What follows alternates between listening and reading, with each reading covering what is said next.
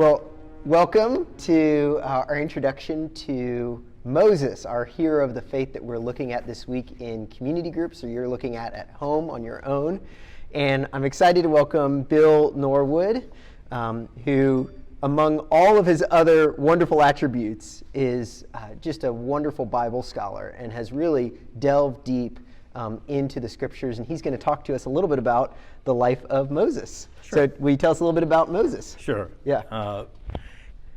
Moses can probably be reckoned to be the star of the Old Testament among all the heroes.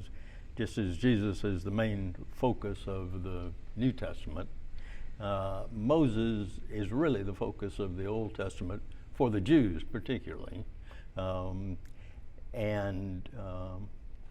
It doesn't, there's not a ranking of superheroes, obviously, but for my purposes, Moses is the presumed author of the first 5 books of the Bible, the Pentateuch, of the Torah, and his story is told in 4 of those 5 books, and it's retold, and it includes all the things that he did, which are more than we have time to cover here today, and everybody, I think, is familiar with the Moses story.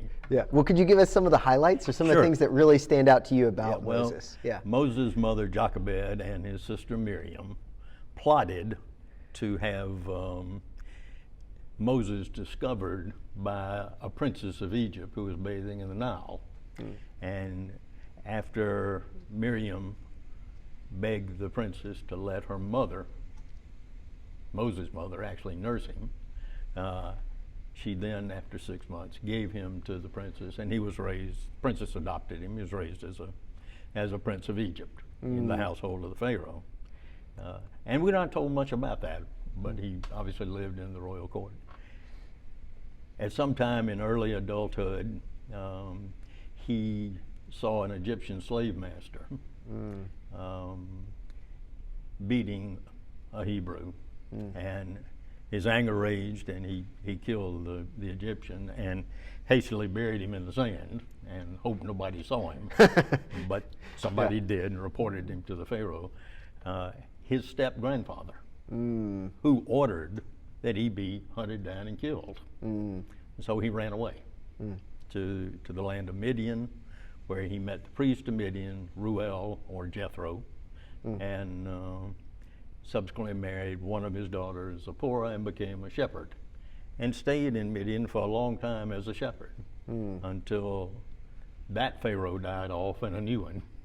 You know, that's one of the things that we don't often think about is all this time that Moses he goes from being in the royal court, being raised as a prince of Egypt, as you said, to basically being kind of a poor rural shepherd. And you think about some of the formation that was going on in his life as he has these crazy experiences in this sort of juxtaposition. And don't forget that he married Zipporah and had 2 sons during that period of time. So it was a significantly long period of time for him to labor as a shepherd. And all things being equal, if God hadn't stepped in, we can assume that he would have died as a shepherd in Midian.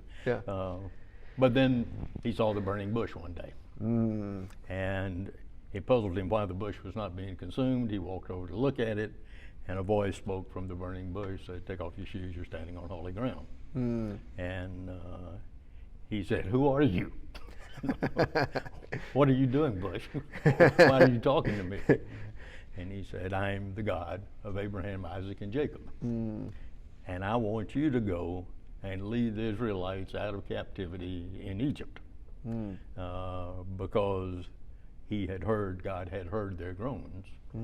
And Moses was afraid, which is pretty much the reaction I would have had if he started talking to me. Go back to the place where you murdered somebody and they want you to be arrested and killed and thrown in prison at least. And what are you doing here? A bush was burning and he told me to come. In any event, he wants to argue with God. And he said, "Not me. I can't do that." And he said, "All right, I'll let your brother speak for you then, your brother Aaron." And that's the first time Aaron pops up in the story. We don't know where Aaron's been all this time, but apparently he's a polished speaker in any event, and has kept in touch with Moses. So, and Moses then wants to argue with God and say, when I talk to the elders of the Israelites, who will I say sent me? And he says, tell him it's the God of Abraham, Isaac, and Jacob. And he said, but what's your name? And the Jews really believed that they could not say God's name. It was too holy to say. So every time it's written as just initials, which we put vowels in and pronounce as Yahweh. But it really translates to I am who I am. And so Moses still doesn't think he can do it, but God said, I'll be with you. You know, and I will give you the words to say. And so he goes back, they confront Pharaoh. Pharaoh's heart is hardened, and he tells them to get lost. The leaders of the Israelites aren't particularly impressed with Aaron and Moses, and then God tells him to tell Pharaoh and the leaders of the Israelites that he was going to bring plagues on them on the Egyptians until they released his people. And then we start through the 10 plagues, which culminate in the death of the firstborn, the Pesach, the Passover, when the Israelites were told to put blood over the lintel of their doorway, so when an angel of death came, he would pass over that household. So, yeah, it's wild to think about, and it's wild to think about too. Just, you know, here's this guy Moses who, you know, is born into slavery, is, you know, hidden in a river, plucked out of the river, raised in the royal court. So he has an understanding of kind of the political inner workings of the royal court and how to kind of leverage power, how to like get access and all of that. And he ends up being a shepherd and has no idea that he's going to end up back in the royal court advocating for his people to be set free. I mean, it's just crazy to see this golden thread kind of running throughout where God was almost preparing him, and he's faithful to do it, even though, like you said, who would want to go back there, right? You know, and that's really the hallmark of all of the heroes, is that whatever frailties, human frailties they may have, they all listened to and obeyed God and helped unveil God's plan from the covenant with Abraham to the spreading of the gospel throughout the world. And most of them did it at their own risk and their own peril. But they did it. And that's the key thing that makes them heroes in my book. Which is, you know, that's for me the heroes, that kind of what you're saying, that even though they were frail and failing, it's almost precisely because of that, because they were great vehicles for showing the power of God. It was their weakness that lets God's power get showcased. It's about his glory and his name being made great. And actually in the Haggadah, the name Moses is only mentioned twice in this one. Now there are many Haggadahs, but this order of service for the Passover. So Haggadah is like a liturgy for the Passover. So we have a liturgy for our Sunday morning service. This is a liturgy that Jewish people use for their Passover supper. But Moses is mentioned by name only twice in here. But it talks about the people being brought from slavery to a nation. That's their story. And they're brought out of slavery and into a nation. Well, it was all accomplished through Moses. I mean, if he hadn't been there to part the Red Sea, we'd have had a bunch of dead Israelites on the shore of the Red Sea. So, you know. But in any event, so he does.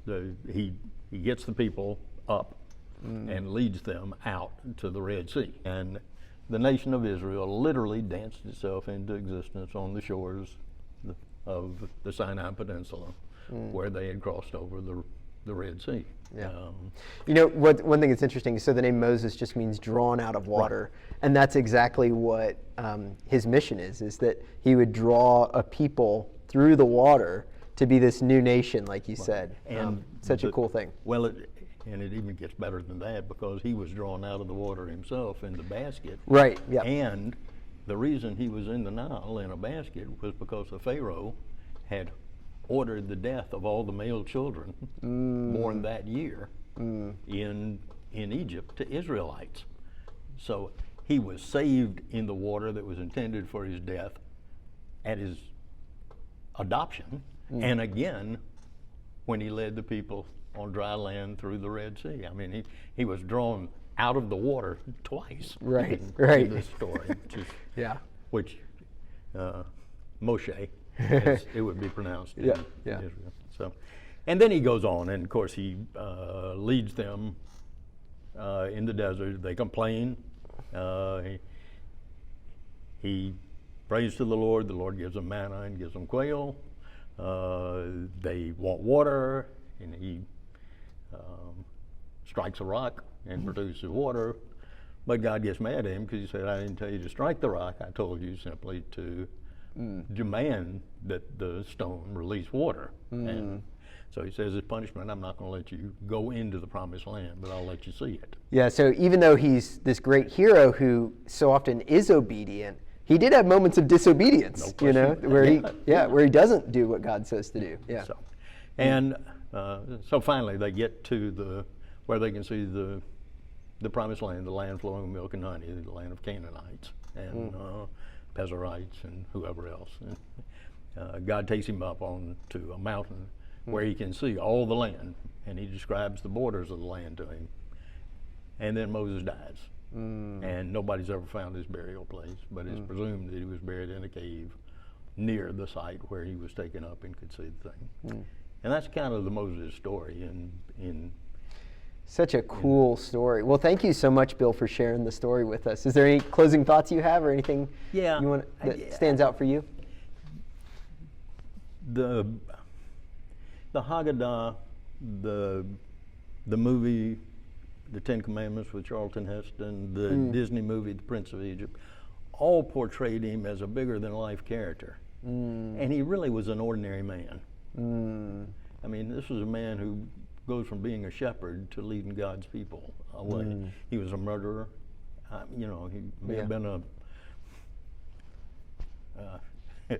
a two-timer with Zipporah and married another woman. But, you know, he was just an ordinary man. But God can use ordinary men and women to do extraordinary things. And that's exactly what he did with Moses.